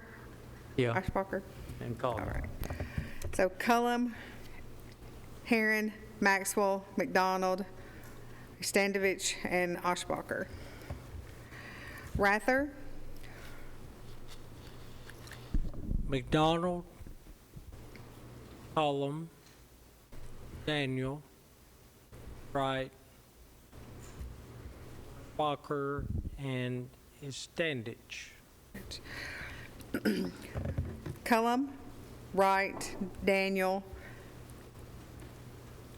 McDonald, Standovich, and Oshbacher. Correct? Correct. Commissioner McAdoo.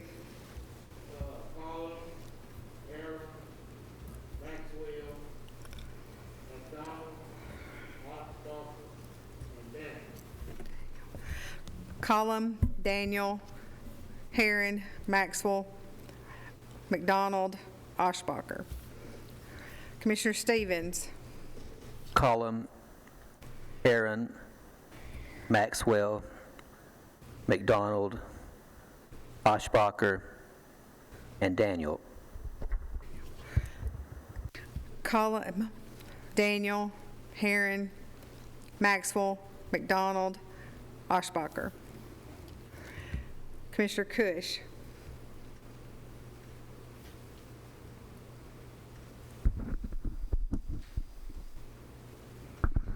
Heron, Wright, Cullum, Istanovich, Daniel, Oshbacher. Cullum, Wright, Daniel, Heron, Standovich, Oshbacher. Yes. Chairman Harris. Cullum, Heron, Maxwell, McDonald, Daniel, Stephenson.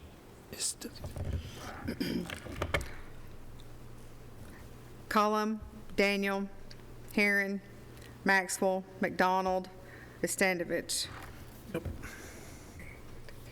7, 2, 1, 2, 3, 4, 5. 1, 2, 3, 4, 5, 6, 5, 6, 6. 1, 2, 3, 4.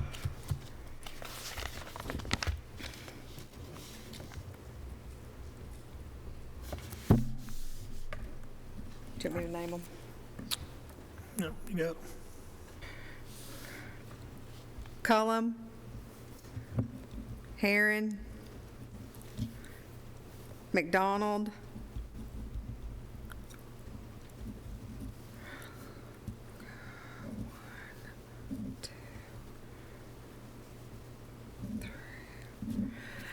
and Oshbacher. That's That only what you got? 5. Stanovich. Yeah.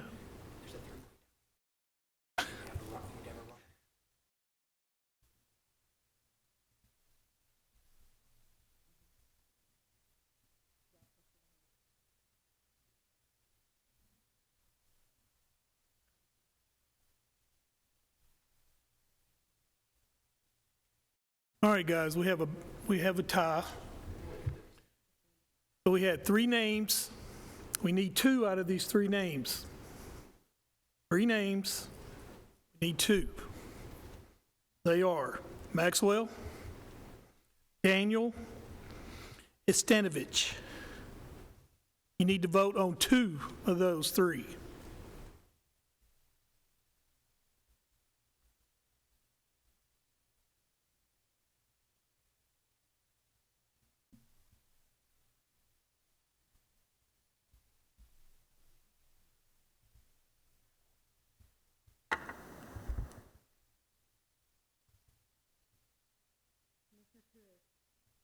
Sorry, Commissioner Cush.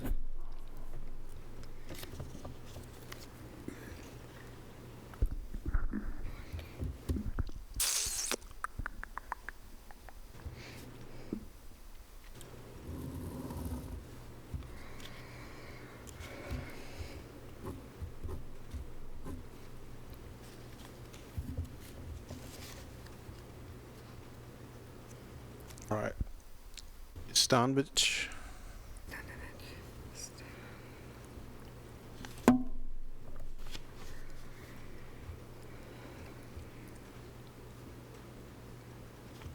Daniel. Stanovich and Daniel. Commissioner Stevens, Maxwell and Daniel. Maxwell, Daniel. Commissioner McAdoo, Maxwell, Daniel. Commissioner Rather, Standich and Daniel. Stanovich and Daniel. Johnson, Maxwell, Stanovich. Stanovich, okay. Maxwell, Stanovich.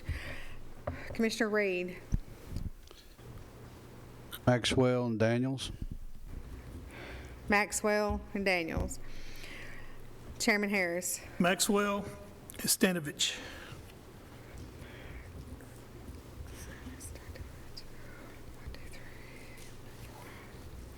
Maxwell. 1, 2, 3, 4, 5. Maxwell and Daniel. So what's the 6? Your 6 are Cullum, Herron, McDonald, Oshbacher, Maxwell, Daniel. Say it one more time. Cullum, Herron, McDonald, Oshbacher, Maxwell, Daniel. All right. We are voting for 4. Voting for 4.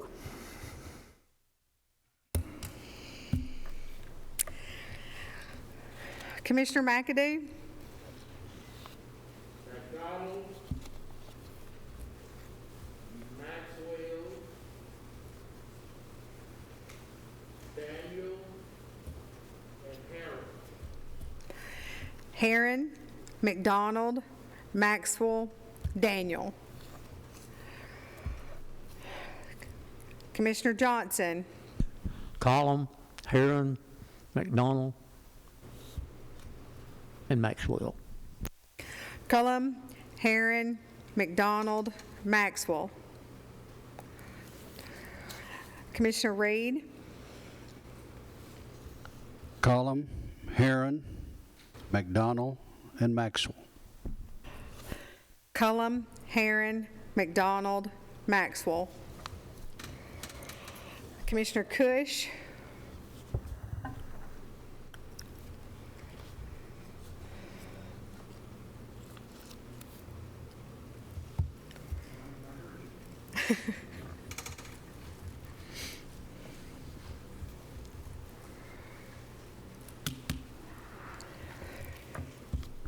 Herron, Cullum, Daniel.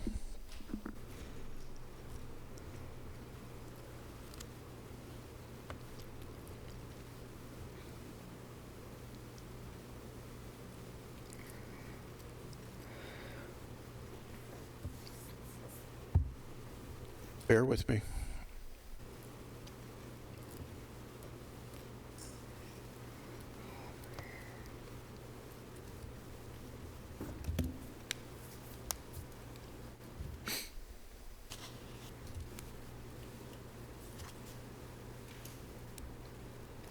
Oshbacher. Cullum, Herron, Oshbacher, Daniel. Correct. Commissioner Stevens? Column, Herron, Maxwell, and Daniel. Cullum, Herron, Maxwell, Daniel. Commissioner Rather?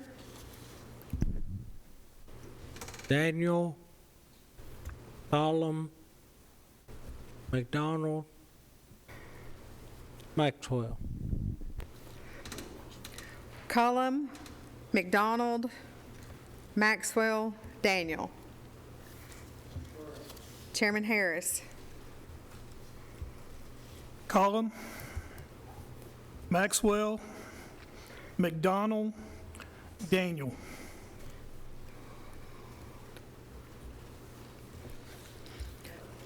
Cullum, McDonald, Maxwell, Daniel. Yep.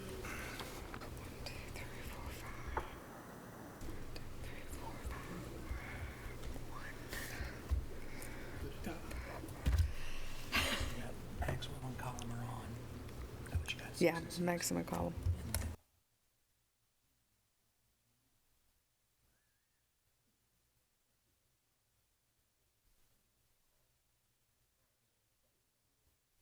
And McDonald. All right, here we go. We knew this was going to happen. All right. There are 3 names. We need 2. 3 names. We need 2. Daniel, Herron, and McDonald.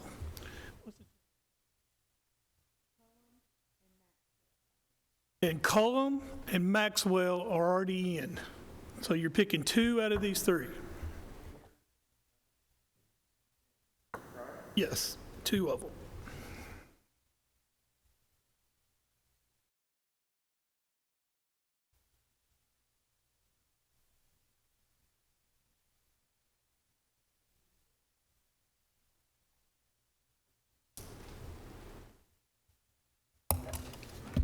Commissioner Stevens.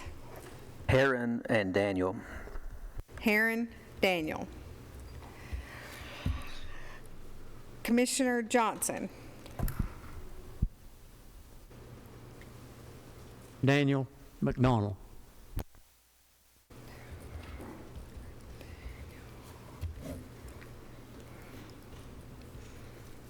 Daniel, McDonald.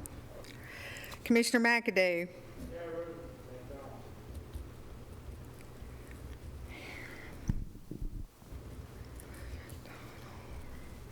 Commissioner Reed.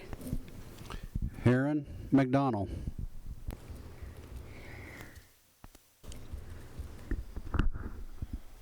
Commissioner Rather. Daniel, McDonald. Commissioner Cush. Herron, Daniel. Commissioner Harris. Daniel, McDonald.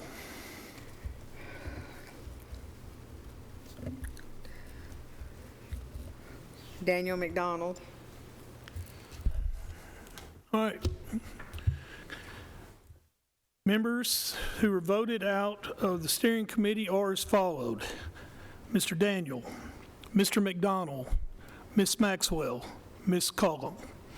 Those are the 4 that is recommendation of the steering. Please understand that if you were not voted in, you can be nominated on the floor in the main commission meeting. So if a commissioner recommends you or gives a motion for you, then you can be brought back up on the full commission. But the 4 right here are the ones that are being recommended by the steering committee. So congratulations. And the meeting is on the 11th. All right. Gentlemen, thank you. We got any other business? I believe Sonya has something.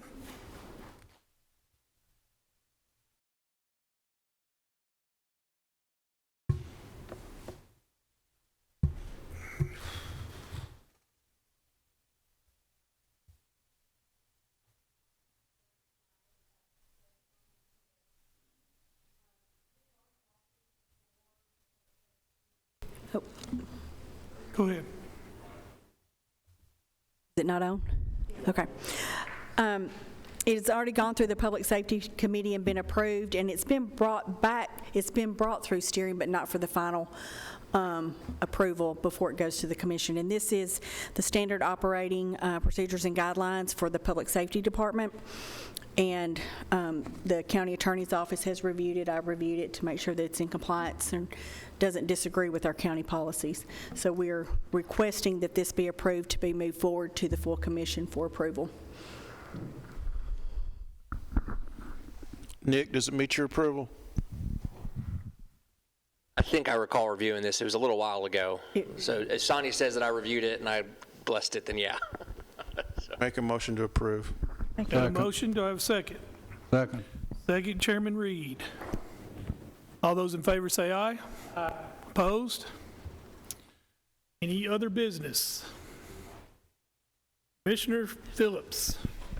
I'd just like to reemphasize what Judge Daniels said a little bit earlier. The Doors of Hope Rehab Treatment Center, residential rehab treatment center, has a ribbon cutting tomorrow. It's at 11 o'clock, and I believe the address is 421 East Bale Street. It's an excellent opportunity for us to show up and support the expansion of this drug rehabilitation.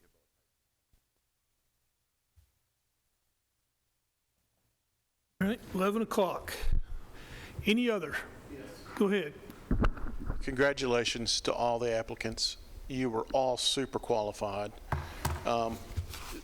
This was time well spent, and for me, really, it was a pleasure to see that there were that many people interested and that many people that have the heart and the wisdom and the courage, really, to step up and do this. So I applaud you. Like Chairman Phillips said, I wish we could just take you all, but find what you want to do and keep applying. But we're all very impressed.